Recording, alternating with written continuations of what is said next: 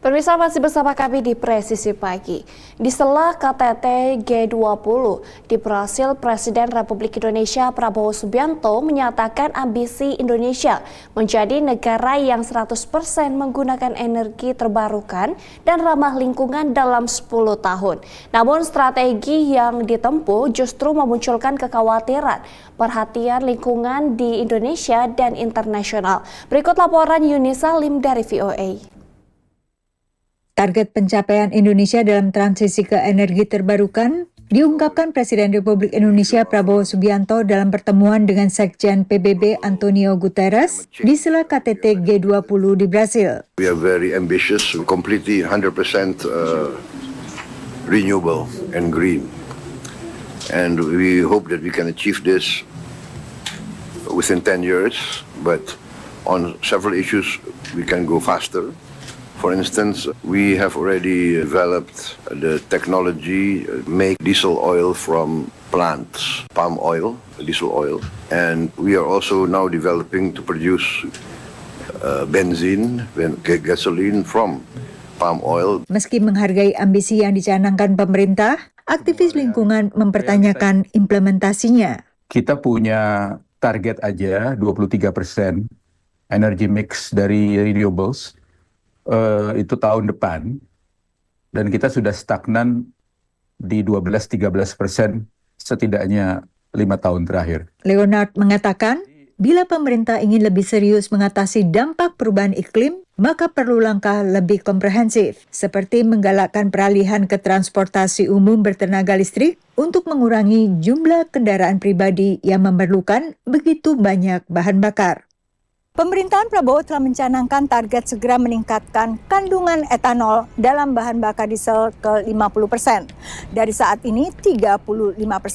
Ini adalah angka tertinggi dibandingkan negara-negara lain. Menurut Prabowo, langkah ini bisa memangkas impor BBM Indonesia senilai 20 miliar dolar. Tapi pemerhati lingkungan mengkhawatirkan dampaknya bila etanol diperoleh dari minyak sawit. Expansion of palm oil, partially for the purposes of making biodiesel, has led to the conversion of natural forested areas and peatland forests to palm oil plantations and the displacement of communities that lived on those lands traditionally. And I know that Indonesia now has the intentions to increase the production of palm oil biodiesel, aiming towards, I think, a 50-50 blending target in the near future. Which will likely lead to the expansion of those palm oil plantations. Kelompok Earthside telah bekerja sama dengan kelompok lingkungan di Indonesia, memantau degradasi hutan di Kalimantan, dan dampaknya bagi warga lokal maupun satwa terancam seperti orangutan. The act of destroying that natural forest is catastrophic for the climate and the environment, and to do this in order to produce biofuels, it's almost like cutting up a priceless painting just to sell the canvas. Like, what's already there is so much more valuable in terms of the climate, in terms of carbon capture, biodiversity, and the livelihoods of local communities. Swasembada energi dan pelestarian lingkungan hidup termasuk dalam 17 program prioritas pemerintahan Prabowo. Selain pengembangan biodiesel, program kebijakan lingkungan yang tengah disiapkan pemerintahan Prabowo melibatkan dana ekonomi hijau senilai 65 juta dolar melalui penjualan kredit emisi karbon. Dari Washington DC, Yuni Salim dan tim VOA. Pemirsa, sebuah RUU untuk membentuk unit bersenjata dalam Korps Keselamatan Jalan Raya di Nigeria memicu penolakan warga. Menurut Korps ini, RUU tersebut akan menjamin keselamatan para petugasnya. Tetapi aktivis HAM menyerukan penolakan karena RUU itu bisa mendorong intimidasi, pemerasan, dan brutalitas. Berikut laporan Helmi Johannes dari VOA. 3 tahun lalu, Opeyemi Folarin sedang dalam perjalanan menuju sebuah upacara pernikahan di Abuja ketika petugas keselamatan jalan raya menghentikan kendaraannya untuk pemeriksaan rutin. Menurutnya, meski ia telah menunjukkan semua dokumen yang diperlukan, para petugas menuduhnya cemberut dan kurang kooperatif. Mereka menahannya selama berjam-jam di jalan raya sehingga ia tidak bisa menghadiri acara pernikahan itu. I wasn't comfortable with them. Yeah, ensuring that we waste so much time. Yeah, in the thick of the forest, and this is a place not even close to where people are moving from one point to another. So it keeps me cause worried. Praktek seperti intimidasi, penyuapan dan pemerasan oleh petugas keselamatan jalan raya sudah umum terjadi di Nigeria.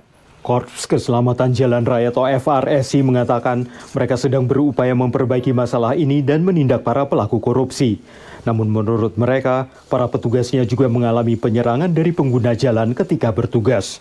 Oktober lalu, DPR Nigeria menyetujui RUU yang mengizinkan FRSC membentuk pasukan bersenjata. This arm we're talking about, even if the bill is passed, is not for our men to take to the road. It's to guard our facilities and of course maybe some of our senior officers. So it's not that they will use it for enforcement or take it on patrol. Banyak pihak termasuk aktivis hak asasi manusia Abio dan Tamas tidak setuju. Already they are aggressive, but immediately they start carrying ammunitions, they become excessively aggressive. Even policemen, when you look at the ones that are with weapons, they are usually power intoxicated, and do not forget that some of these people might not be mentally stable. Abiodun belum lama ini dipukuli dan ditangkap polisi ketika ikut serta dalam prosesi di gerbang tol Lekki di Lagos untuk mengenang penembakan brutal terhadap para pengunjuk rasa di sana oleh pasukan keamanan Nigeria 4 tahun lalu. Selama bertahun-tahun, pasukan keamanan Nigeria telah terlibat dalam tuduhan pelecehan dan penggunaan kekuatan berlebihan. Tapi menurut FRSC, itu ulah oknum. Brutality is individualistic. Don't forget, recruitment is done from members of the public. By the virtue of training, everybody is blended to do some things.